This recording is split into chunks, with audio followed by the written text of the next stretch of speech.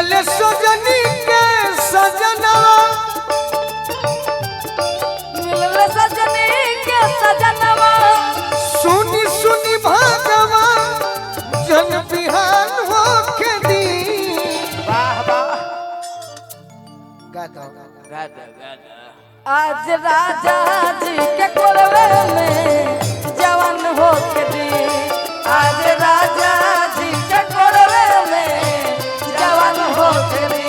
कि आज हो वो खिला मिलनवा मिलल सजनी के सजनवा। आज हो पहिला मिलनवा मिलल सजनी के सजनवा। हमर अंग अंग गुलाब नियन खिलल बाबा तनवा। हमार अंग गुलाब नियन खिलल सुन सुनी भगवान जल बिहान हो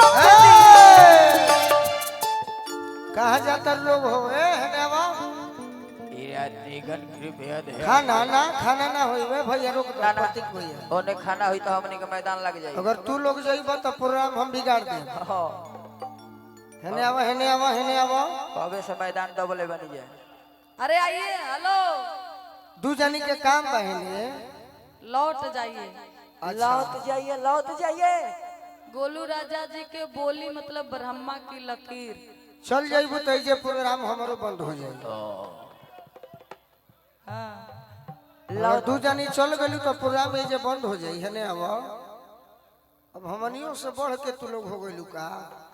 सलाद खाई जाए न डांस न मेहनत अब बेरा आइल बा तो भागत रुसना रे बुरबक बना के। या तड़िया उठो खन खाए कि आज राजा जी के कोरवे में जवान हो खेती। आज राजा जी के कोरवे में जवान हो के दी। नैहर में आके कहे इज्जत खुटी पटानो तानिए राजा। नैहर में आके कहे तो सब सब कुछ पर काहे रानी राजा। काहे सबके सोझा चुमा मंगतानिए राजा। काहे सबके सोझा चुमाए गो मांग।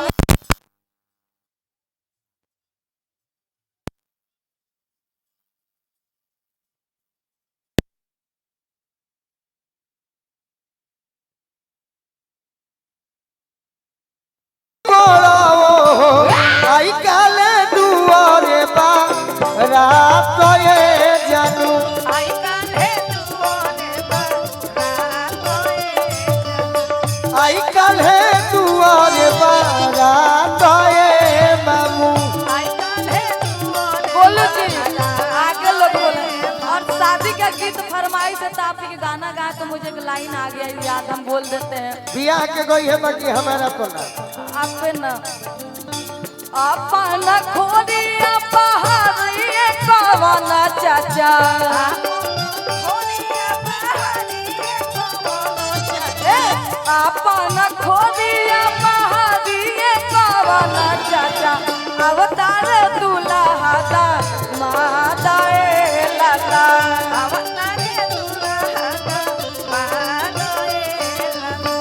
अवतार दुल्हा दा मादा ए लला।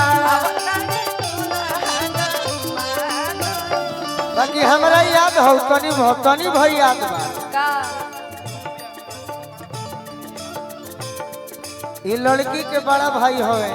अच्छा अब भाई देखो हमारे के तो राजन भैया बोलौले बनी। बाकी हम ऐसा बेईमान आदमी ना होई कि ये कहीं पक्ष से रहो दोनों पक्ष से रहो।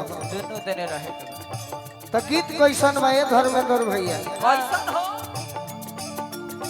लगत कि ओ सफगु नहत के मोए मजा खा जाई कारे।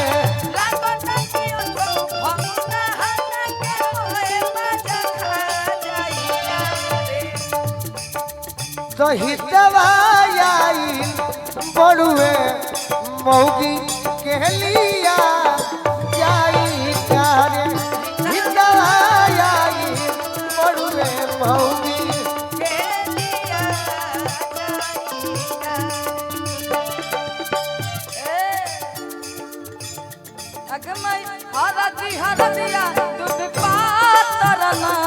हरदी हरदिया तू भगवान करना अगमाई हरदिया तुग पातरना अगमाई कौन भैया हरदी चढ़ावे गाना भैया हरदिया अगमाई कौन भैया हरदी चढ़ावे गाना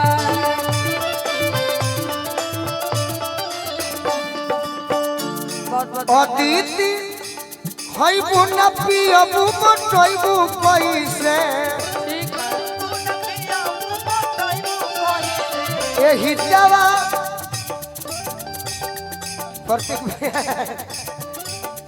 का करी का लेहनियो आवे के बाद तो समाज संभारे के लुगा हाँ जी बाकी जाए तो तोरे के हम दुल्हन के छोट बहिन बना दे कनी सही बा अदिति खईबू न पियबू बटैबू कैसे अपना जीजा जी के से जब लौटैबू कैसे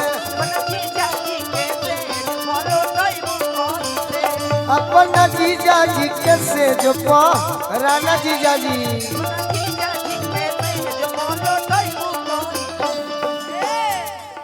बाकी हम कहे का दिन भर के हारल थाकल आइल बानी काम से जी